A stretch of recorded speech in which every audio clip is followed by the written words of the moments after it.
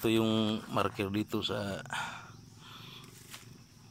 gilid ng pangpang mga bro. Ang alignment nito mga bro ay naka west at saka east. Ito yung tumatama sa east, tapos inalaki na kaliwa mga bro, pag ganun mga bro, silalim, at saka may maliit na bukit sa pababa. So dito ang load mga bro. Itong malaking pangpang na to, ito yung tabas dito naka-align talaga, naka west at saka east position. Tapos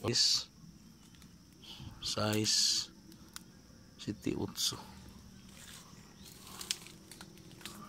1, 2, 3, 4, 5, 6, 7, 8. Nandyan sa mga 8 meters yung data, kasi itong marking sign na arrow babangga dito kasi mga bro eh.